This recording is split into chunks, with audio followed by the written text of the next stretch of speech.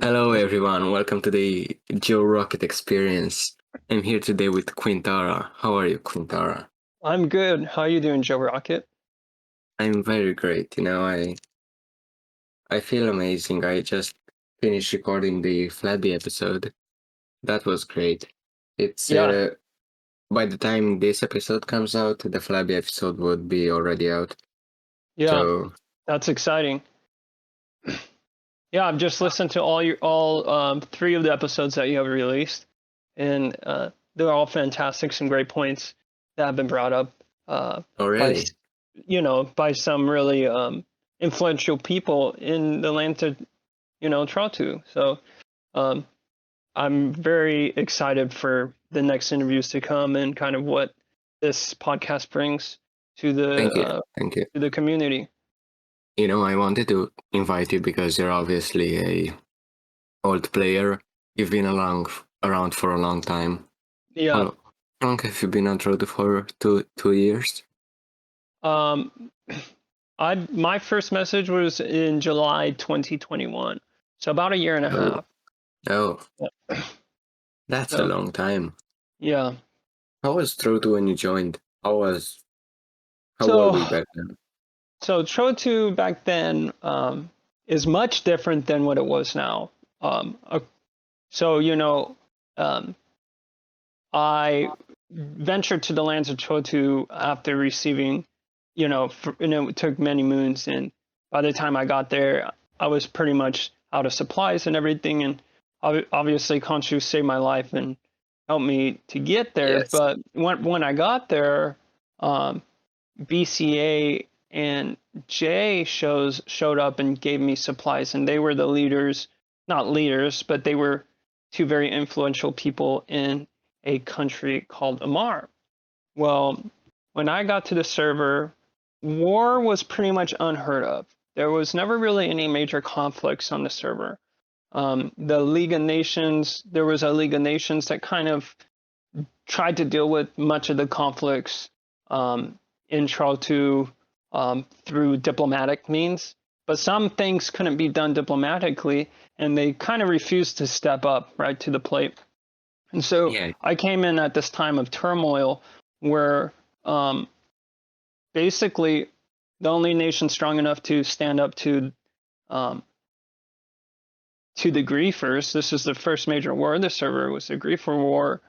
Um, was Amar and its allies, and so we fought the griefers on many big battles, Oh, and finally came out victorious. And it kind of led to a whole slew of things.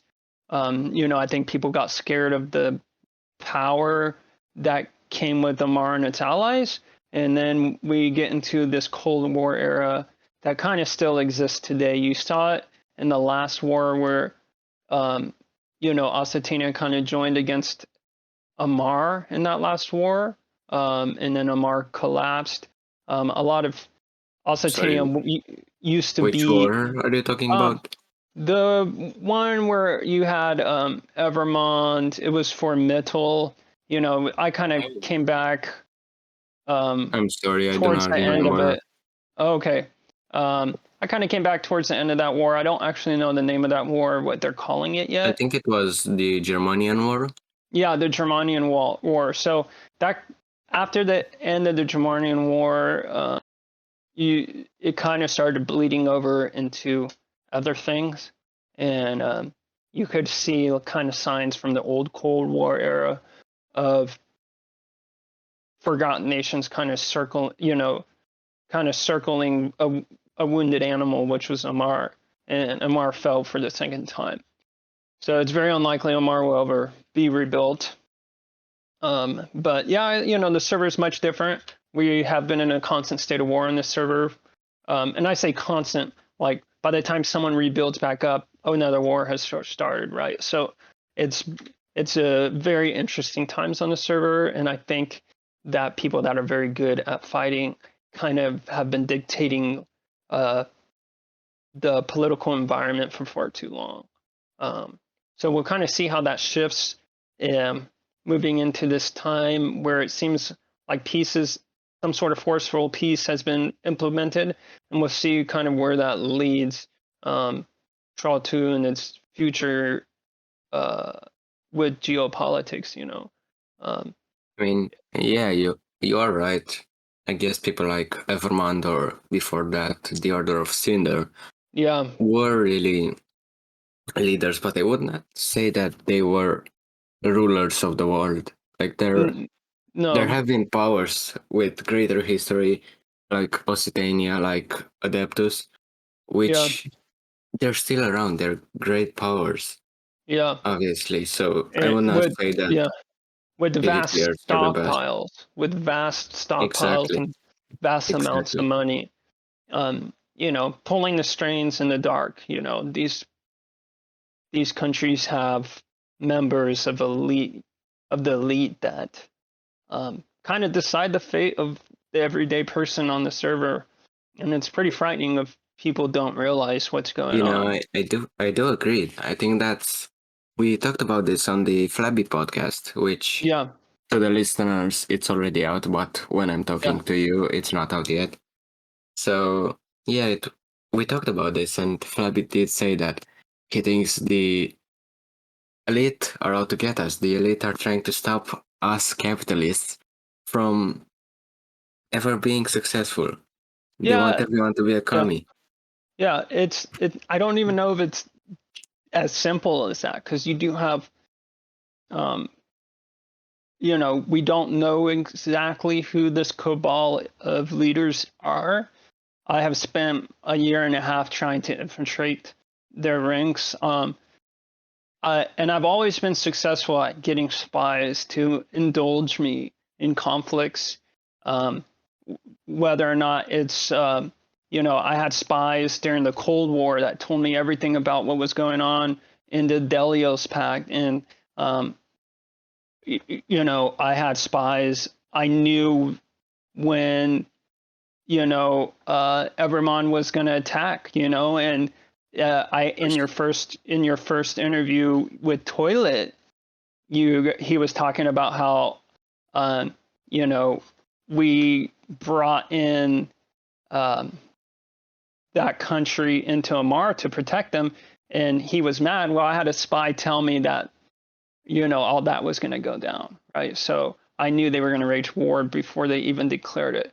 And, so I built this vast network of people that have all eventually either died or moved on for quieter lives, but never have we been able to infiltrate this cabal. But they've controlled currencies continuously on the server. They control the vast stockpile of netherite to the likes that we have never seen. Even when you think of Amar and how powerful it was, these people are more powerful and they work in the darkness. Amar is open about how Amar was always open about its stockpiles for the most part. People knew we have 30 or 40 sets of netherite. Well, that's I mean, nothing, that's nothing compared to what this cabal has. They have all the money. They have many leaders of many nations or many influential people within nations that you think they're not a part of, and they pretend to be capitalists and they pretend to be, for the people. And what they're really doing is trying to centralize their power and strength. And they have members in every major nation. and I do agree with you. You know, what I also think is Flabby left a question for you, but Yeah, please forgive me. I'm an idiot. I forgot it. no But worries. I think it went somewhere along the lines of, are you part of the Troto Elite? Or how was the Troto Elite in the past 1.5 years you've been a part of the server for? If it's not that, I'll ask you later and then add it on the podcast. But I'm pretty sure that was what he asked. Yeah, I wouldn't consider myself part of the Chotu elite, but I would say that for some time I had the ears of many people that I believed to be in the cabal, meaning that I either was allied with them at once, fought alongside them, or worked with them directly or indirectly, trying to kind of get within their ranks, and was never really successful. Um, I would say at one point maybe I was part of the Tro-2 elite as far as like geopolitics go. Were you I had aware that you were part of the Troto elite? no, so I think this cabal is like more focused. They know who they are and they know they're the elite and they work together and have their own private meetings and they are, you know, but I would say in the respect of other players, for some time I did have a considerable amount of political power that prevented major wars. Like, I mean, the Cold War was just hours and days of trying to prevent war by using all the political power that I had in Amar. You Could know, you could you so go more in detail in the yeah, Cold War? so the Cold War really just there were a couple players, and I'm not going to name them on both sides that really wanted a war, right? And Yes. um, it wouldn't. I knew a war wouldn't benefit anyone. It kind of for a lot of people retire when there's a war after a war. They just don't. They no longer have the desire to live in Trotu, and they move to other lands because Of course, yes. you know I keep telling people like major conflict in the lands of Trotu um, kind of depopulated, right? And not just from killing people off, but people leave and they don't come back because they don't want to avoid wars. But there were people that didn't really have the same sentiment, and so I would work closely with my enemies to prevent war, right? And some of the people I worked really closely were like Casper and Toilet, who were on the opposite end. They were in the Delius Pact, and they worked really well with me on trying to Let's prevent war. let's Um, clarify this a bit because many people might not be aware of the sides. What were the two sides of the Cold War? I'm gonna butcher it, but it was definitely Delios, and I think it was Ceres Pact. And these were the two major alliances. And the pacts included countries like Amar and Dansvik and Adeptus were one pact. And Adeptus obviously isn't a country, but they have a considerable amount of power and influence. And then on the other side, you had Occitania, um, Barun? which yeah, Barun, Noctua, like you have some major powers on their side as well, which include players like Tom the Medic, Lucky Shark, who were kind of like leading that charge from that side. And then on our side, we had Naya's, BCAJ, You know, Dan Spike. speaking Yeah, of Tandomedic, I mean, obviously, the Adeptus religion is not true because Khonshu is the only true religion. yeah, Khonshu's the only But true god. but I I've think seen that him. what the Adeptus don't realize is whatever they're talking about an Omnissiah and that, Tom is that. Tom seems to represent everything the Omnissiah stands for. Yes, I Are think they just secretly worshipping Tom and they're not realizing it? Tom is very stoic, right? And I don't want to become a blasphemy.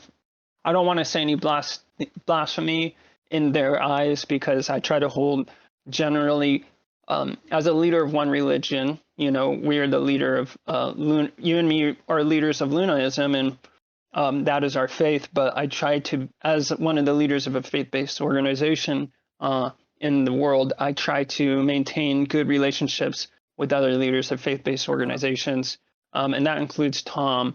Um, You know, I um, really respect Tom. He's an awesome dude. I Yeah, just think so that yeah, him and I have had a ton of conversations. We have had our parts in preventing major world wars together, um, and I think he has to be mentioned because he has been a very influential player on the server in preventing major world wars. He has a lot more power than people believe or understand. Um, I'm not going to say he's the leader of the Cabal on Tro2, but I think he would know who that was if it's not him. He is very influential and powerful, and he's not someone to be messed with. So, as far as that goes, um, do I think Mechanicus see him as an Omnissiah? I don't know. I would say that he resembles that in his mannerisms, and he does a really good job being, I guess, the speaker for Adeptus, right? I think he does a very good Yes, job at that, and he definitely is someone that other players should aspire to be like. But I don't know if having as much power and he has is beneficial because of the stress that comes with, right? I agree. I agree. Always power with great power comes great stress. Yes, yes, correct. That's the most true thing I've ever heard, you know, and I think Tom has to deal with put out a lot of fires. Um, but I generally respect Adeptus, and I know that you've been labeled a heretic um, Twice. twice. Um, I have gone. I've been one of only two outsiders to, and that includes. So Jay and I have been relatively the only outsiders allowed on their lands, and we show up to help them in defensive situations, Oh, like so when they were trying cryo, we showed up for the trial as bodyguards. So we do that kind of stuff. We have wasn't BCA also bodyguard? what? Wasn't the BCA also bodyguard? I'm sure she has been. She has been relatively a firm believer, um, although she hasn't been I don't know if she's been formally in Adeptus, right? So she has been a firm believer in the Omnissiah. Um, as you know, there's been some seemingly internal political tensions within the ranks of Adeptus and BCA, and I don't know who's right or wrong in the situation. Both know I have talked personally with BCA and Tom separately, and they both know my stance. And I'm gonna, without getting too political, I think I would leave that as that. But yeah, she definitely has been with them for a very long time, Thank since you. I've been on the server. So Thank you. And you said that I'm not on good relations with Adeptus, which you're yeah, right, I'm not. But people seem to have this misconception about me. I have nothing. I don't hate the cult of machine. The yeah, cult of machine is purely a religion. Go ahead, believe in something that's fake. I don't care. But I do hate the Adeptus, the government that is trying to use this cult of machine to have greater power in the world. And that's who I hate. yeah. I think it's good to place some sort of reserve. You want to be reserved about the powers that be, right? And when there's a global economic currency being funded by the Cabal and their puppets include major world powers, and I would say that currency is, free marks. Remarks. And it's funny because I was one of the very first people, if not the first person, to speak out against it openly in event news or in some sort of way, um, and was invited to their oversight committee. So there is something said that I think they are looking for transparency, or at least Do they you are think look it's they are look they transparency yeah I or don't I think they want it to. might be just false transparency? Yes, so that's also a possibility.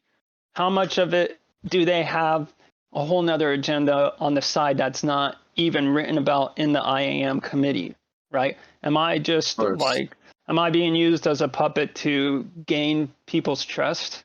Because, oh, look, they brought Quintara into the oversight committee and he's been an advocate against free marks. And, I'm an advocate against any um, centralized currency and have never bought into any of them. Basically, for the fact that how do we know there aren't those currencies aren't being printed without our knowledge. And one of the big issues is like if you have a currency backed by netherite, and Naya's made some good points counteracting what I'm going to say, and I will probably talk to him in the next interview, where it would be with Naya's and Naya. That would be the next Joe Rocket interview, I think. But It would be, but it's not gonna be released as its own interview. It would okay, be just, or if it combined with would, this one, it would be a special yeah, short interview because it's yeah, not gonna be as long as one, and it's no, not gonna have me as the interviewer. correct. So basically, I think the issue lies in is the power of netherite, right?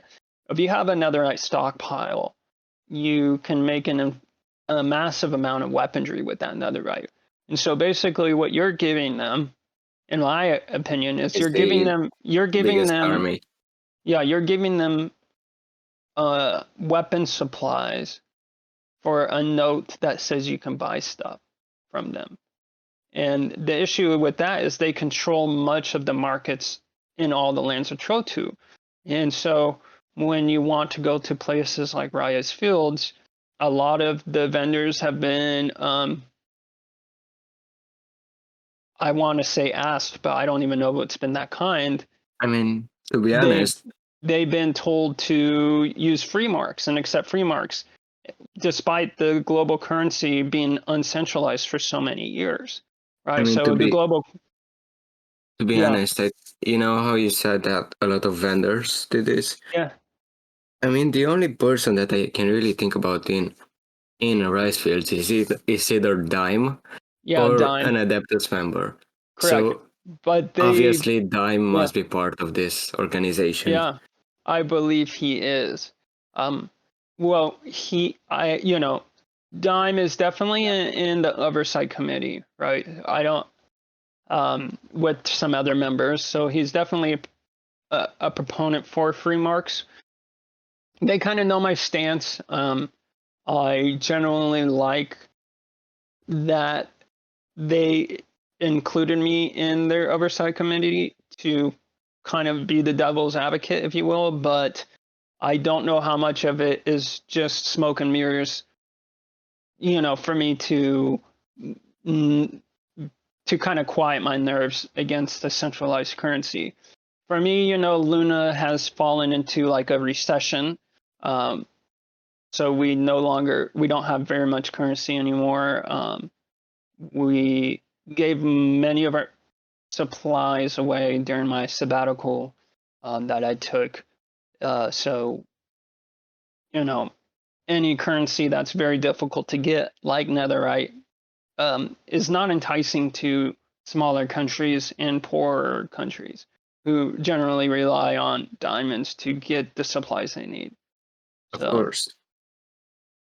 yeah, And, I mean, I have always spoken out against free marks. yeah, I I think it's time to move on to another topic yeah, because our no, viewers must absolutely. be getting tired by now. Yeah. You know, I had this question. How is your everyday life as a citizen of Fear? How does it compare to the time you were in Amar? Yeah. Fears, although people from the outside might seem similar to Amar, it's much, much different. I think, for one, Amar um, was very regulated in a lot of ways. So, despite all the freedoms you saw from the outside, there was still a very large set of rules, and it was such a large country that things took a lot longer to achieve in Amar. Wasn't Um, Amar an anarchist republic? Wasn't it supposed to not have any rules? yeah, but you still have a constitution of rights, right? Oh, And to promote the most amount of, I guess, not freedom, but to give everyone an equal chance, they implemented a set of rules that I thought were great that give people time to vote. Well, now we have to wait 48 hours instead, or 24 hours, depending on the vote thing, instead of it being like an instant thing in most countries, where they vote on something and then it instantly passes. years. Um, So we had, that was also the thing with Chesapeake. yeah, It was a direct democracy, so it had to take a lot of time to vote. But I think that is just a problem of democracy in general, not yeah, yeah. anything else. Democracies take time. I think fear is a lot different. It's not as, it's very decentralized. There's no like there's no like set of power in fear, I guess is what I want to say. And there's a lot less activity within its ranks. So we kind of just go about our day-to-day lives. One thing I will say about fear is when I came back from my sabbatical, there were, I would say the vultures were kind of like circling Luna because they see these great buildings, and they want them, right? And so Yes. I had a spy inform me that there was a major nation preparing to decide whether or not I wanted to invade Luna. And I asked old allies, I reached out to old allies and friends for help. And the members of Fear were the only citizens or people in the server that were willing to defend me. I Which is remember just, you asking me about that, and I yeah, did say yes, right? yes, you did. But, I was looking for like substantial amount of backing because I have no equipment or anything. Of Um, course. Pepperland was very helpful as well. Um, uh, Sergeant Pepper has been a very close ally of mine. He was one of the major players in Amar. Um, he was actually, when we brought Amar back, him and I were like the people that funded it, right? Because it's very expensive to build up a country that quickly, that's that large. But it worked out in the end. I mean, it didn't work out in the end, but it worked out for, as long as it lasted. But yeah, I think the day-to-day life compared to Amar is a lot different because, Fear's a little bit less centralized. We still do voting and some of it's similar, but we're not having something we're voting on every single day. We're in Amar, we were voting on stuff every single day. But You would know, you say that is the fault of the citizens for not caring enough, or would you? I yeah, I mean, would. not caring enough, but not having anything to bring to the table. No, I don't. I don't think it's a lack of bringing anything to the table. I think people are just going about their business on their own. And then if it Oh, affects other members, then it affects other members. Where it used to be a lot more strict, where member nations wouldn't have um, political. In Omar, member nations wouldn't have any political alliances or anything under the table or anything going on without the express knowledge of members within Omar. Right. oh, So right. it's much different. We have members, doing rogue things without our knowledge, right? Which is fine. Um, I think when it comes down to It the is point of, fine, but then what if something like when BCA attacked yeah, Andy happens? How yeah. does So that work? How yeah, was BCA punished? um, well, how she was punished was, there was a vote within Fear, and then they voted on, you know, um, what kind of justice should she, be laid upon her, and you know, it was pretty much quick and unanimous, and we still have some stuff to work out as far as like the final punishment. But I can say that although her sentiment towards free marks is shared by many in Fear and many of the 99% on the server, um, the way at which killing other people, I think, is not the route that we wanted to go. I That agree. route that I everyone completely wants to agree. go. I've been a huge proponent against war, and I think one of the things is, people question me when I go into certain battles. A lot of times when I'm in a battle, I'm either a non-combatant or I think that not doing something is worse than taking a life, you Oh, know. I So I I agree. And I'd like to also bring the podcast to the subject of Lunaism. You know, we talked about a lot Yeah, about Adeptus, but we didn't bring our religion yeah. up as much. So let's tell the people about it, right? So yeah, Lunaism is a we believe in the god of the moon, who Khonshu, who is the god of all gods, and he is, um, as long lasting as the universe in itself. He is a traveler, and he helps people traveling in the lands, of Minecraft, and you know what kind of brought me to Khonshu was when I was traveling to Chotu. I was surrounded at night, by By a pack of men, wolves, if I remember correctly. yeah, by a pack of wolves and creatures of all kinds, and basically what I set my sights on was to like fight them off. And just as I fell, I heard a loud explosion, and in my hand was a totem of undying. And it was Khonshu said to me that, uh, you know, um, he said to me, thrones and dominions, principalities and power know with terrible certainty that I am their God. When darkness sets and Ra abandons you, I am the one who brings light and safety. If you follow me, you will have life everlasting. And since then, you know, I have been blessed with, you know, these totems that have prevented me from First, dying in crazy situations. And I but know everyone, many people think that that is not Khonshu that brought these totems to these lands.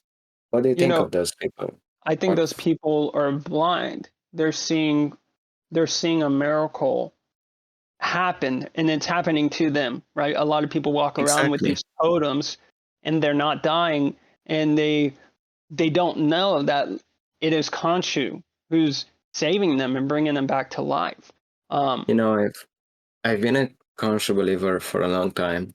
You yeah, know, the way I became a Khonshu believer actually was just I spun a wheel and whatever religion came up, I would follow that. But yeah, then as time went on, I started to actually believe in Khonshu and I started to worship Khonshu. yeah, And it actually saved me, you know. I died, as you may know, I overdosed on ketamine.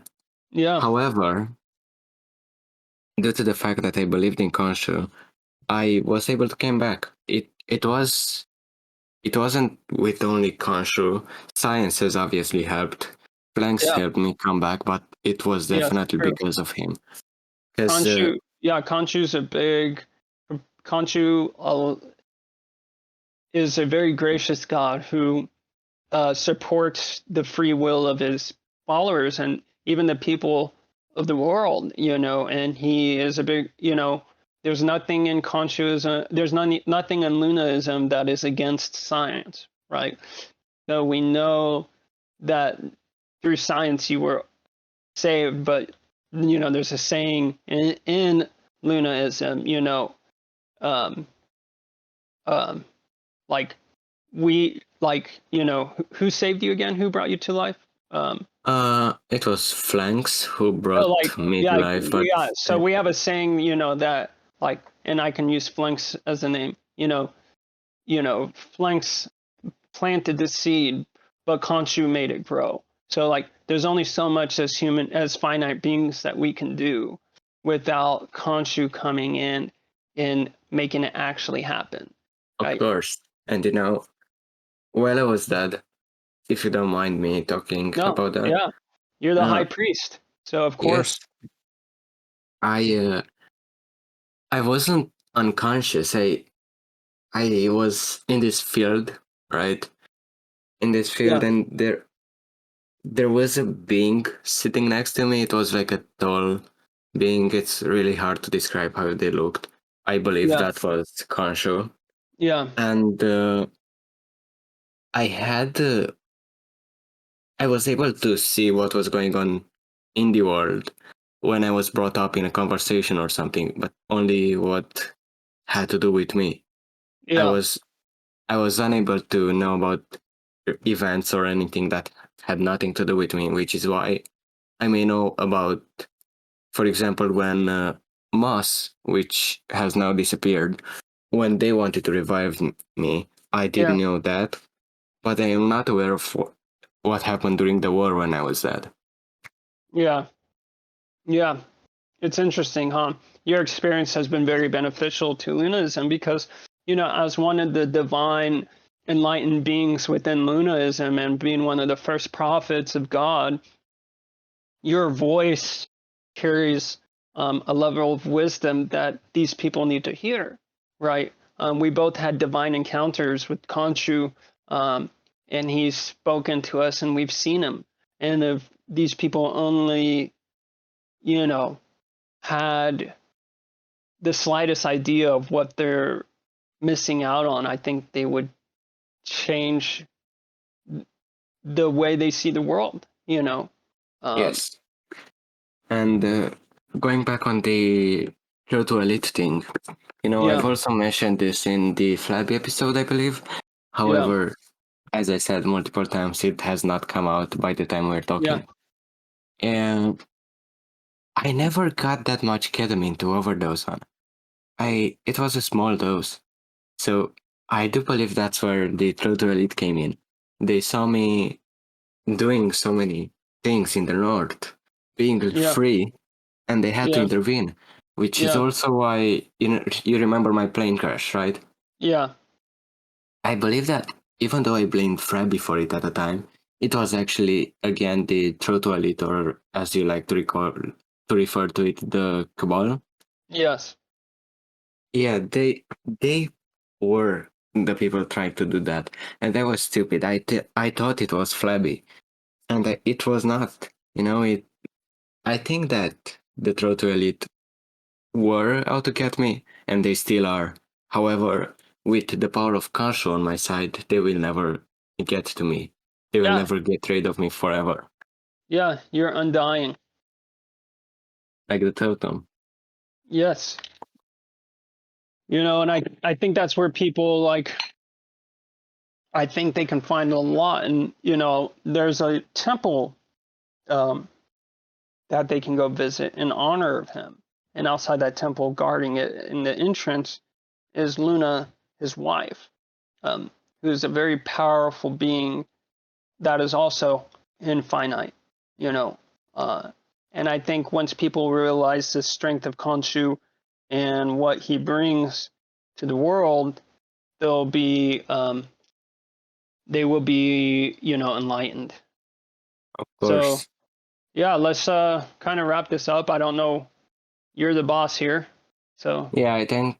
I mean, if you have anything else to talk about, I'm happy to listen.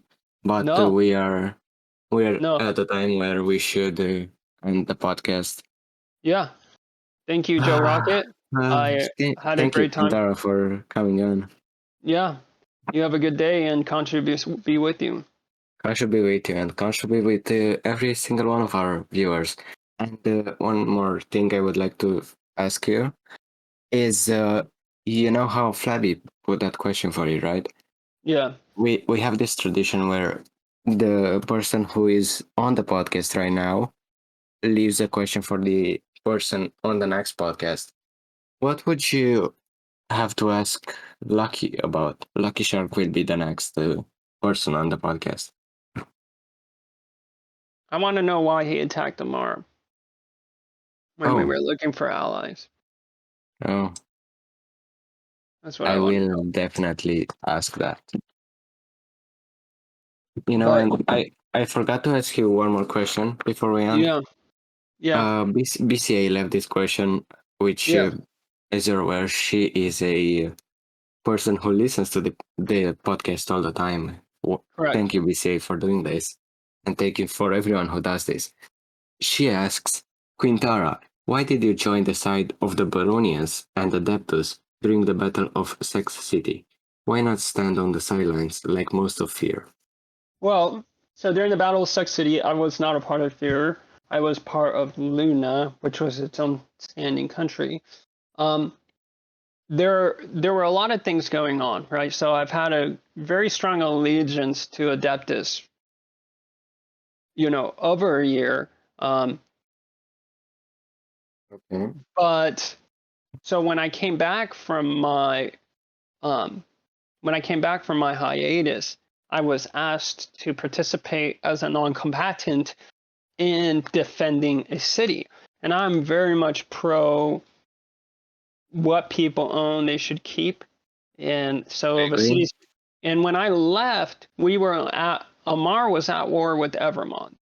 So when I came back and I see Evermond attacking the city, Sex City, Middle, right? When Yes.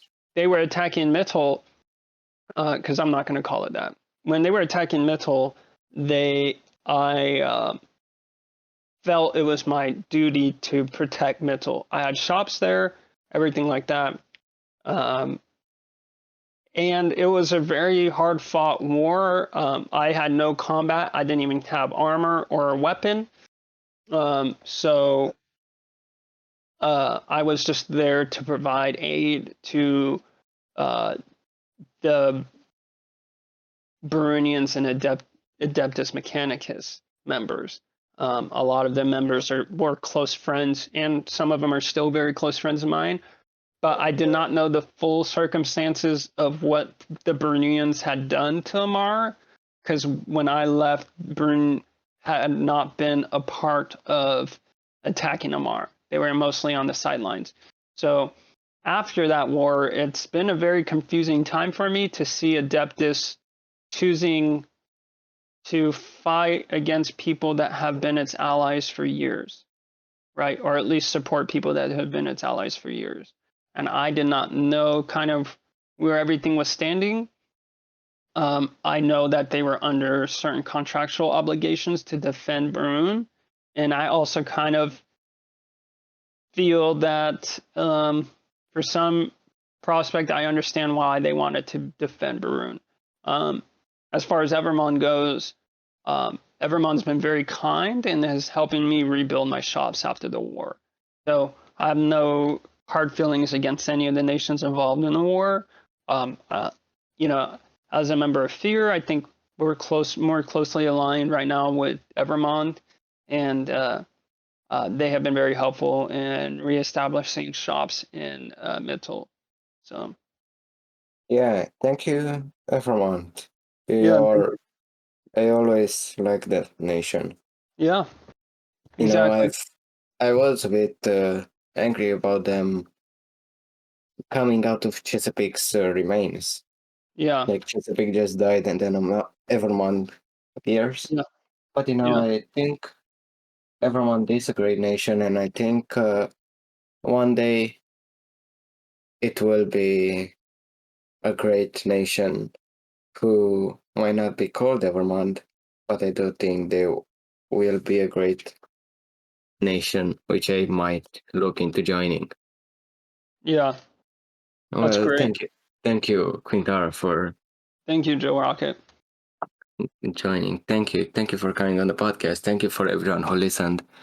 And may Conscious be with you all. Yep. Goodbye. Bye.